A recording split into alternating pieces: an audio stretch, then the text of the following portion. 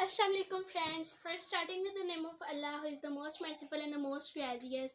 तो what अब मैंने बहुत दिनों से वीडियो नहीं बनाई थी. आई होप सो आप भी वेट करते हैं बिकॉज मैं अपने कुछ सोशल वर्क में अपनी कुछ करिकुलर एक्टिविटीज़ और अपने स्टडीज़ में ना बहुत ज़्यादा बिजी थी और बीमार भी थी तो मैंने सोचा कि आज वीडियो बनाती हूँ क्योंकि काफ़ी दिन हो गए थे कि नहीं बनाई. तो आज मैंने ना कुछ इंटरेस्टिंग टॉपिक वापस से चूज़ किया है.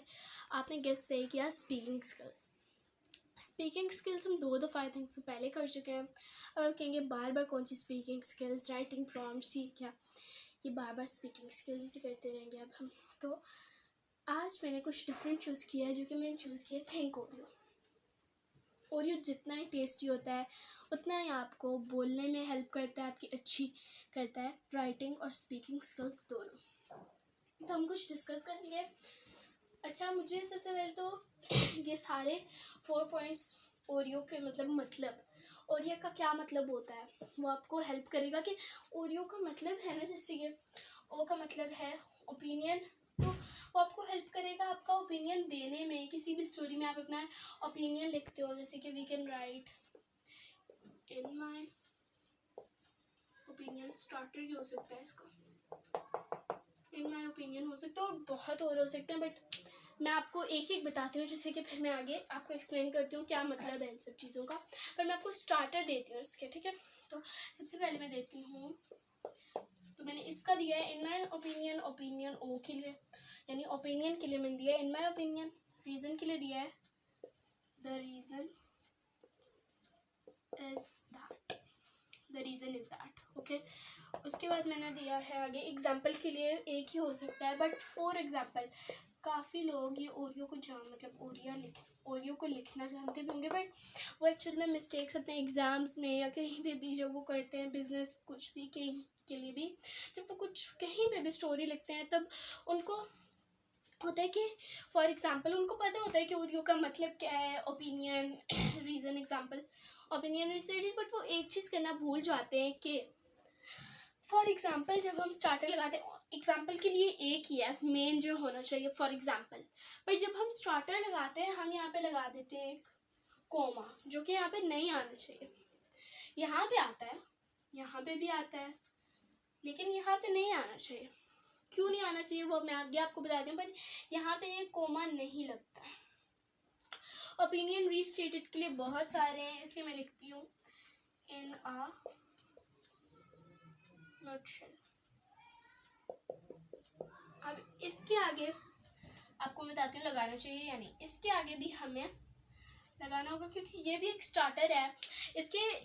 जिस स्टार्टर के आगे हमें कॉमा लगाना होता है, सबसे पहले उसके लिए हमें ये चीज़ देखनी होती है कि वर्ड्स कितने हैं. तकरीबन उसके 3 वर्ड्स होने चाहिए ताकि वो थोड़ा सा सेंटेंस टाइप लगे. आगे जाके ऑफ कोर्स आप उस सेंटेंस को कंप्लीट कर रहे हो, बट वो शुरू में जो आपका स्टार्टर है आप कहीं पे फॉर एग्जांपल स्टार्टर के तौर पे लिख सकते हो, तो वो वहाँ पे 3 वर्ड्स का नहीं है, वो वहाँ पे आपको नहीं दे रहा, सेंस ही नहीं बना रहा. सिर्फ आप लिख दो फॉर एग्जाम्पल, तो वो सेंस नहीं बना रहा, इसलिए हम उस पर कॉमा नहीं लगाते और इन पे लगाते हैं द रीज़न इज़ दैट. मतलब पता लगता है कि ये वजह है. इन माई ओपिनियन, मेरे ख्याल में, in a nutshell, overall, in concluding, in general, ये सब चीज़ें, ठीक है. अब हम डिस्कशन स्टार्ट करते हैं ताकि वीडियो ज़्यादा लंबी ना हो. ओपिनियन का मतलब क्या होता है, या ओरियो के ओ का मतलब क्या होता है. सबसे पहले हम इसको डिस्कस करेंगे. मेनली ओरियो के ओ यानी ओपिनियन, फर्स्ट ओ यानी ओपिनियन, इसका फर्स्ट ओ जो ओरियो का होता है उसका मतलब होता है ओपिनियन. मैं आपको बताती हूँ कि ओपिनियन में हम क्या क्या कह सकते हैं. जैसे मैं एक यहाँ पे टॉपिक लिख देती हूँ शुरू करने के लिए. जैसे आपको कोई टॉपिक दे दिया कि आप इस पे थिंक ओरियो के हिसाब से राइटिंग लिखें या बोले इस पे. Should schools provide lunch to students. ये क्या है, should students provide lunch, should schools provide lunch to students. मेरा स्लिप ऑफ टंग हो गया, सॉरी. तो क्या है एक्चुअली में इसमें ओपिनियन में आप स्टार्ट करते हैं जब तो आप या तो इस टॉपिक के अगेंस्ट होते हैं, या तो आप इसके साथ होते हैं. मतलब आप कहते हैं कि आप इसके साथ अग्री करते हैं, आर्ग्यू नहीं करते, आप इस टॉपिक के साथ अगेंस्ट नहीं होते और आप इसके साथ अग्री करते हैं, तो फिर वो आप इस तरीके से लिख सकते हैं, in my opinion school should provide lunch to students. Reason में हम आए तो रीज़न आप जितनी चाहे मर्जी दे, कोई ज़रूरी नहीं है कि अगर आपने 2 रीज़न दिए तो 2 एग्जाम्पल देनी है, अगर आपने 2 एग्जाम्पल दिए तो 1 रीज़न 2 रीज़न देनी है, कुछ भी इसमें ज़रूरी नहीं है।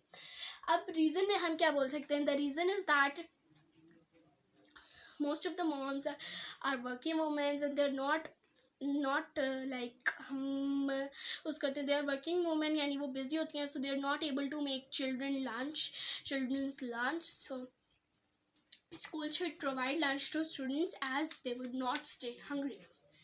Example, my cousin, my brother, my sister, my mom नहीं, my sister, my brother, my cousin, my nephew, my niece, कुछ भी कि उसके स्कूल में लंच, फॉर एग्जाम्पल मैं देती हूँ, in my brother school they don't provide lunch and my mom is a working woman, she is not able to prepare the lunch for him and he needs to stay hungry all the time in the school, so school should provide lunch to students. Opinion restated, ये लोगों को लगता है कि बिल्कुल opinion को बस उठा के ना इधर डाल देते हैं, बट हम ओपिनियन रीस्टेटेड में एक्चुअल में करते क्या है कि हमें ओपिनियन रीस्टेटेड को करना होता है, ओपिनियन रीस्टेटेड है उसको ओपिनियन की तरह ही लिखना है, बट उसके स्टार्टर्स उसको डिफरेंट वर्ड्स में लिखना है। मेन मतलब ये है कि उसको ओपिनियन रीस्टेटेड को ओपिनियन की तरह ही लिखना है, आपने जो ऊपर सारा डिस्कस किया है वो आपने उसी तरह लिखना है, बट वर्ड्स अलग में लिखना है, डिफरेंट वर्ड्स में लिखना है। ओके, आपको ये भी आ गया। अब मैं लास्ट का सेंटेंस बताती हूँ, स्टोरी कंप्लीट हो जाएगी। In a nutshell, I strongly agree that school should provide lunch to students.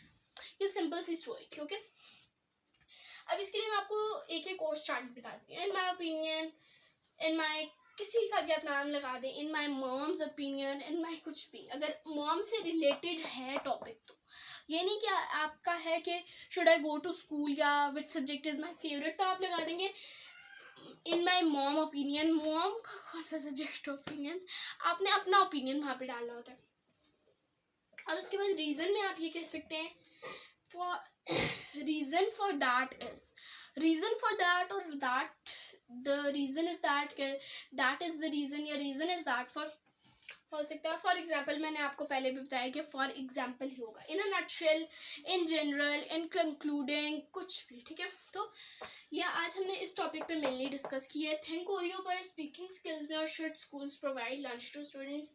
हमने ओरियो के वर्ड्स का पूरा जाना है कि मतलब इसका मीनिंग क्या है एक्चुअल में, ओरियो के वर्ड्स का OREO का मीनिंग क्या है, हमें वो खाने के साथ साथ किस तरह हेल्प करेगा लिखने में, बोलने में।